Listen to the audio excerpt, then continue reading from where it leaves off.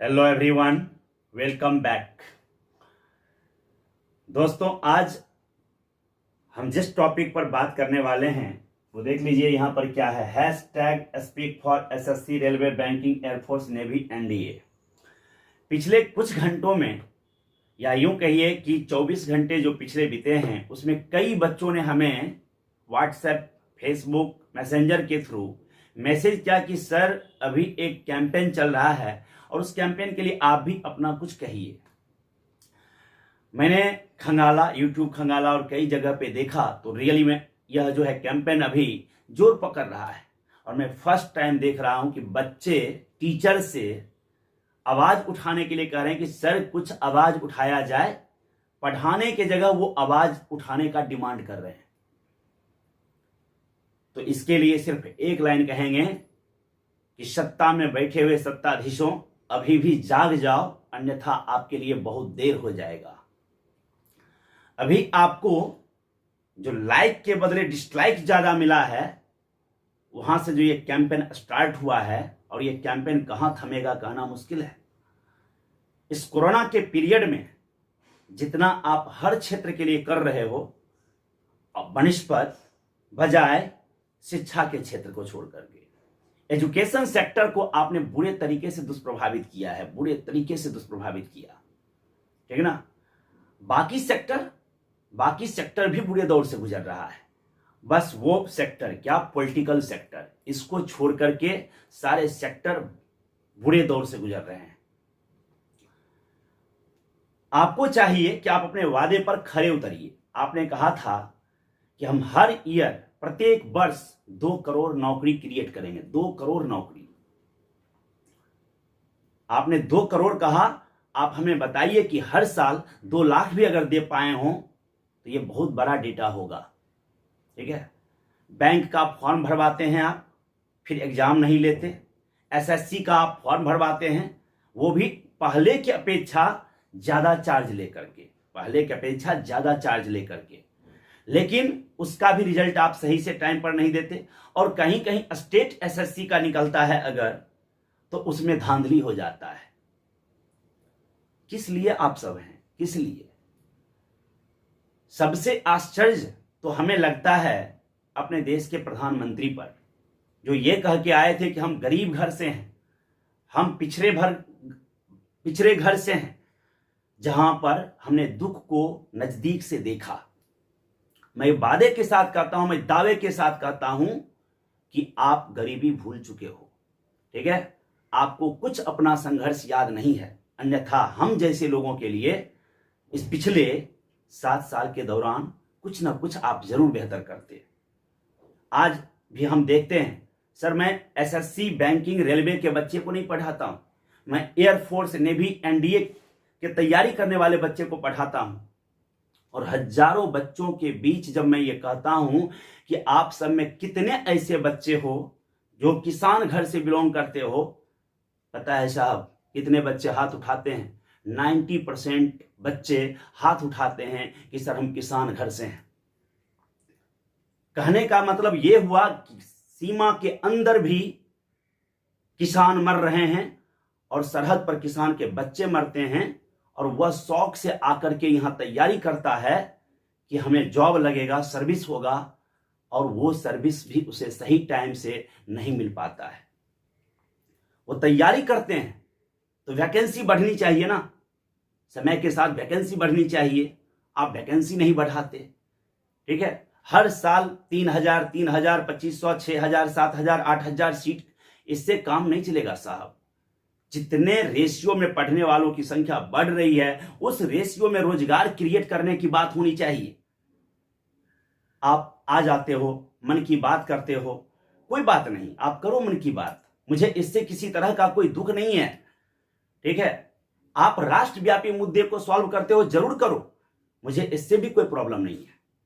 जो राजनीतिक समस्याएं हैं उन्हें आप दूर कीजिए, हम उसमें आपका सपोर्ट कर रहे हैं। लेकिन जो हमारी आधारभूत मांग है, जो हमारी आधारभूत समस्याएं हैं, उनको भी दूर कीजिए। ये भी हमारा डिमांड है, इसको भी कंप्लीट कीजिए, ठीक है। सरहद सुरक्षित होने चाहिए, लेकिन साथ साथ सरहद के अंदर रहने वाले जो नागरिक हैं उसके लिए भी व्यवस्था होनी चाहिए। हमारा ये डिमांड है। आपको पिछले मन की बात जब आपने कहा खिलौना के बारे में, तो आपको लाइक के बदले डिसलाइक ज्यादा मिला। क्यों? इसलिए कि आपने सपने दिखाया, पर वो सपना पूरा कैसे होगा इसका खाका आपने दिया ही नहीं। आप हर बार एक सिगुफा लाके छोड़ देते हो, और उस सिगुफा को कंप्लीट कैसे करना है, पूरा कैसे करना है, इसका कोई आप मैप लेकर के नहीं देते, कुछ भी नहीं देते। प्रॉब्लम यहां है, प्रॉब्लम यहीं पर है। जिस तरह आप सिगुफा छोड़ देते हो, तो उस सिगुफा को कंप्लीट कैसे होगा, उसके लिए उससे जुड़े हुए विभाग को हर दिन आप बुलेटिन देने के लिए कहो। अगर आपने खिलौना के बारे में बात किया, तो खिलौना के बारे में आपको कहना चाहिए था कि कैसे ये काम पूरा होगा, देश के अंदर ये व्यवस्थाएं कैसी होगी, सरकार इसके लिए उद्योग लगाएगी, फैक्ट्री लगाएगी, या प्राइवेट सेक्टर लगाएगा। प्रश्न यहां पर है। ठीक है, अगर आप ये हर स्टेट में जो टॉयज की आपने फैक्ट्री की बात की, अगर ये हर स्टेट में आप गवर्नमेंटल फैक्ट्री क्रिएट करो, आप वहां पर फैक्ट्री बैठाओ और वहां पे जुड़े हुए लोगों को, स्टेट से जुड़े हुए लोगों को सर्विस दो, तो लोगों को रोजगार मिलेगा।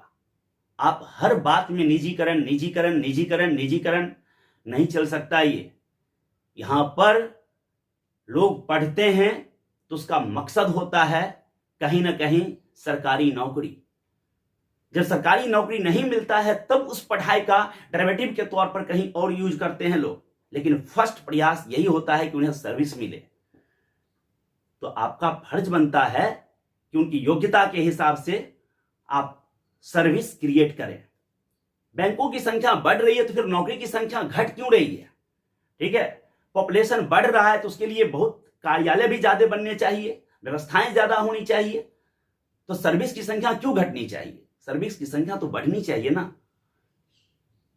आप जनसंख्या नियंत्रण कानून लाना चाहते हो, रातों रात ला दो। जिस तरह आपने नोटबंदी लाया, जिस तरह आपने जीएसटी लाया, जिस तरह आपने धारा 370 पर बात किया, जिस तरीके से आपने बात किया, ठीक उसी तरह से आप पॉपुलेशन पर लाओ ना।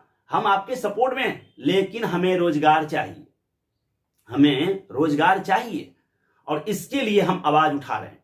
हम सरकार के विरोध में आवाज नहीं उठा रहे, हम सरकार को गिराने की बात नहीं कर रहे, लेकिन हम ये याद दिलाना चाहते हैं कि इस बार शिक्षक आपको चेतावनी देता है कि अगर आप नहीं इस वादे पर उतरते हैं, रोजगार नहीं देते हैं, तो हमें बच्चों को सड़क पर उतारना बहुत आसानी से आता है। हमारे एक आवाज पर सैकड़ों हजारों विद्यार्थी उतर करके जहां चाहे जब चाहे आपके अगेंस्ट में आवाज उठा सकता है।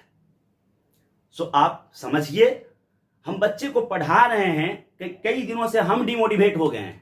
हम खुद वीडियो बना करके अब यूट्यूब पर अपलोड नहीं कर पाते और पढ़ा नहीं पाते हैं। ये सोच करके क्या पढ़ाऊं, एग्जाम का तो कोई घोषणा ही नहीं हो रहा है, एग्जाम के बारे में कोई बात ही नहीं हो रही है।